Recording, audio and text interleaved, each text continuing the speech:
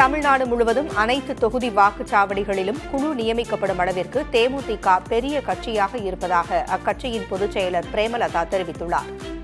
சென்னை விமான நிலையத்தில் செய்தியாளர்களிடம் பேசிய அவர், தங்களது அழைப்பை ஏற்று கேப்டன் நினைவு நாளில் அனைத்து கட்சி பிரதிநிதிகளும் பங்கேற்றதை சுட்டிக்காட்டினார்.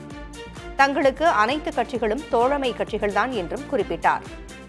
கரூரில் விஜய் பங்கேற்ற தாவேகா சாலை வலத்தில் நடந்த துயரம் வருத்தத்திற்குரியது எனினும் இந்த விஷயத்தில் சட்ட நடவடிக்கைகளை வரவேற்பதாகவும் கூறினார்.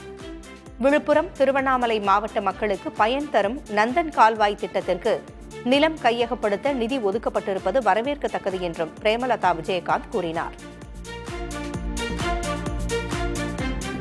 பூத் முகவர்கள் கூட்டத்தில் தான் இன்னைக்கு தமிழ்நாடு முழுக்க நான் கலந்துக்கிட்டேன். எல்லா தொகுதிகளிலும் பூத் முகவர்கள் மீட்டிங் முடிஞ்சு BL2 வந்து கலெக்டர்கிட்ட கொடுத்து நாங்கள் தேர்தலுக்கு தயாராகி இருக்கிறோம். அதனால் இன்றைக்கி ஆளும் கட்சிக்கும் ஆண்ட கட்சிக்கும் நாங்களும் சமமாக எல்லா இடத்துலையுமே பூத்து கமிட்டியை போட்டிருக்கோம். ஸோ நாங்கள் தேமுதிக இன்றைக்கி 21 வருஷம் ஆகுது கட்சி ஆரம்பித்து.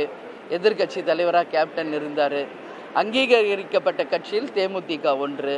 ஸோ இதுக்குரிய மரியாதை எங்கே கிடைக்குதோ அங்கே தான் எங்கள் நிர்வாகிகள் விரும்புகிற இடத்துல கூட்டணி வைப்போம்.